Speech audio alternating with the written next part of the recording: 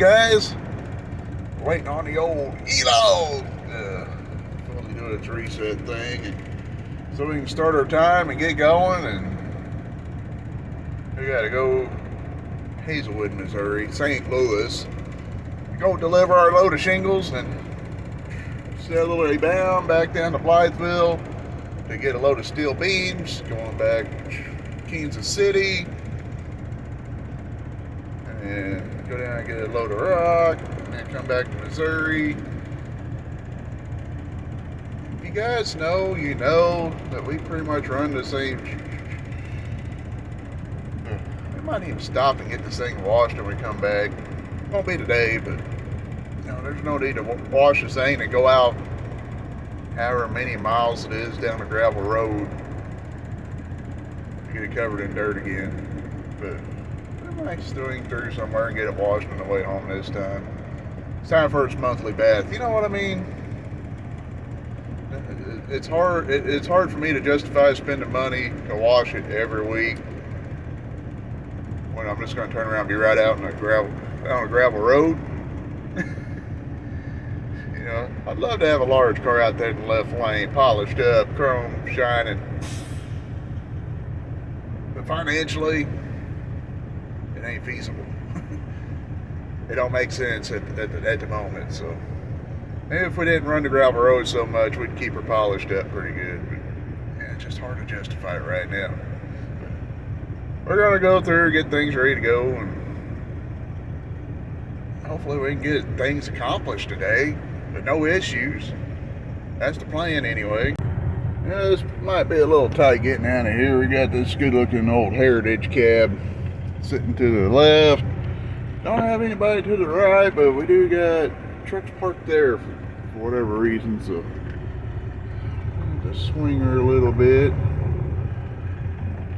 Might have to back up. I don't know. We'll give her a shot. Oh yeah, we made it out of there. No problem. Should have walked over and got some glass cleaner. Windows are spotted up a little bit, but it's okay. I guess we better get some fuel. Oh, let's brush Gatorade, man. Better get some fuel before we gotta walk. Oh yeah, let's use our squeegees to clean our Volvo up. Dadgum, what an idiot. Dude, seriously, dude's washing his truck in a fuel island. What an idiot. Oh boy, at least he got his own brush. I guess that's one thing. Dadgum, that is just straight up. What's wrong with the trucking industry? Look, got a brush, dipping it in the bucket. What? Even one of the shop guys come walking by and he's like, that's gonna suck for the next guy that comes through and needs to clean his window, because now he's gonna have all that nasty crap all over his truck, all over his windshield now. What the heck, man? Seriously. How disrespectful, and I say disrespectful, do you have to be to, I mean, it's not like they don't have truck washers. I get it, they're not cheap. But they make all these products. Bolsnot has this stuff, you just spray it on, wipe the truck off. You're done. Supposed to be. I have never tried their detailable, or I don't know what they call it, but it's literally a spray. Where you going, dude? Oh, jeez. Dealing with these people, and just dealing with a truck driver, flying through the truck stop, coming out. I don't get it. I really don't. Why did I get out of the trucking industry? Why was I hesitant to get back in it? Because of truck drivers. Plain and simple. have a positive day. I'm trying to have a positive day. Trying to have a positive day. All right, we're having a positive day. Let's go!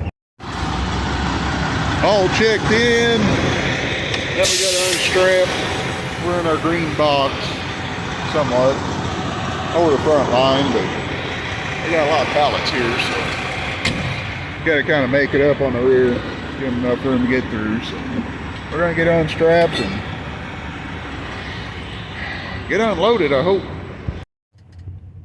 You know, at one time there was a very strong brotherhood in trucking, and you know, I always try my best to spread positivity, and I always will say it's easier to find the negative in things than it is the positive. It's just made that way, just how it works. So at one time there was this strong brotherhood in trucking where you needed anything, you just, you know, if somebody was broke down on the side of the road, there'd be 2 or 3 trucks, total strangers, pull in and help. And over the years that sort of died. You know, if you pulled in a truck stop, somebody had their hood open, hands covered in grease. Hey, do you need a hand? Do you need this? You know, what can I do to help? And it's just gotten to the point it's died off. But there are groups out there, don't get me wrong. There are groups like the Chi-Town Large Cars and Midwest Loud and Proud, and I mean, there's numerous different clubs out there. I mean, I say clubs, and truthfully, sometimes it almost turns cliquey, if you know what I mean. Nothing against the groups, it just, you know, it's like biker gangs, you know, or MCs, motorcycle clubs. You know, they tend to stick to themselves a lot of times. But, you know, I see the stupidity out here. You know, I've been broke down on the side of the road and people just keep on cruising on by like it's nothing. Don't even ask if you need help. You might get one call on the radio, and that's it. And guys like this morning, I pull up there, I got my fuel, clean my windows. I'm glad I cleaned my windows before he showed up. And using the windshield washing, the bucket full of windshield washer fluid, using that to dip his brush in to wash his truck in the fuel island, then turn around and grabs the squeegee, and he's using the squeegee to clean his truck off after he scrubs it with his brush. What? Then when I said something, you know, I didn't say something directly to him, but I was like, dude, that's stupid. You know, he heard me. He looked at me, he heard me. And he just kept on going. Multiple people seen him doing it, said the same thing. It's not. And another thing is, you know, when I was sitting in traffic yesterday, there was trucks. I was watching them. There's a get-on lane, acceleration lane, and there were trucks jumping in that acceleration lane to go up, 100 yards to get back in line to sit in traffic, screwing it up even worse. So, there are brotherhoods in the trucking industry, but it's not there the way it used to be. I wave at everybody, I honk at everybody. It don't make me no difference. To say hi to somebody in a truck stop, it's like you just ruined their day. But there are good people out here, at the same time, but it's getting less and less. But I don't know. That's kind of ranting a little bit, I guess. Like I said, my idea of this channel is to try to spread positivity. It is hard to show positivity in the trucking industry, so that's why I usually try to spread it through my personal life. But at the same time, it's, I want to show some of the struggles at the same time. So, we're empty. We're working our way south, but we gotta make a quick pit stop, personal pit stop for fresh tires, change of gas.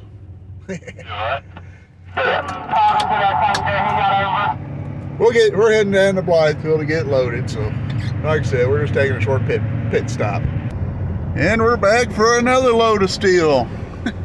I don't know what the deal is, why they're not doing as many loads as they've been doing, but I don't know. Weird things happening in the freight world, I do know that much. Either you got an overabundance of it or you ain't got none at all. It don't seem to be a happy medium. But I don't know how they got our load stacked, but I'm getting a variety today of different lengths. I think I figured out which crew runs behind. That gum, hour and a half because they didn't have the load staged. Gum. And it seems like everybody's been pulling up has been sitting and waiting. That sucks. It really does. Oh well, we're loaded. We're gonna pull across the scale, get our paperwork, and go finish chaining it down, and we're gonna work our way that way. I guess it's a good thing there ain't no big hurry. We are loaded, getting ready to roll out. See, I kind of did some funky stuff with my chains. This middle, or this smaller section here, it's only 25 foot, and these are 32 foot. These have chain choking all the way across. These only, they're a little bit shorter on the stack, so I would only have chain touching the outside one. So I made a cradle, kind of like a cross chain, but not a full thing, because, well, it really wouldn't work with the length differences. So we got it choked up to where, the middle section's got something to hopefully stop it if I had to use it. But ideally, you don't want to have to use extra securement. I mean,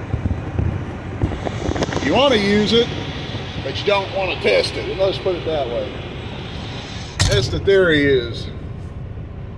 How is it once told to me? Secure it down like you don't have enough on it, or like you can't get enough on it, and drive like you have nothing on it. Well, that's kind of how I do it. So we're loaded. We're gonna try to get towards Kansas City, get as far as we can, and maybe get a shower tonight, but we'll see. And we just shut down. Had like 20 minutes to spare on the clock. I wanted to make it Kingdom City, but didn't quite make it. So we shut down here at the truck parking area, and where are we at? Montgomery City. Might as well say Montgomery City. Close enough. Go through and check, make sure everything's happy. Didn't straighten the wheel up. Gummit. But pull through, parked up for the night. I want to get a shower tonight, but I guess we'll use the old huggy trick. Yeah, that's tight. That's tight. That one's unwrapped. Didn't realize that. Wrap that sucker up. Wrap it up. We'll take it. Wrap it up. There we go. Yeah, gotta have a chain around there. Make it look decent. No, I'm not broke down again. Had to change fuel filter. Sucker was all the way up to the top, so we changed out the fuel filter. Good to go. See the moon. It's on top of the old outhouse.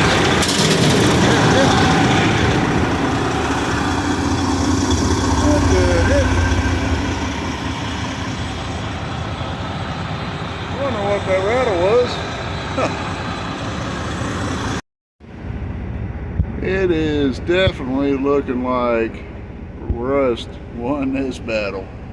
Dadgum.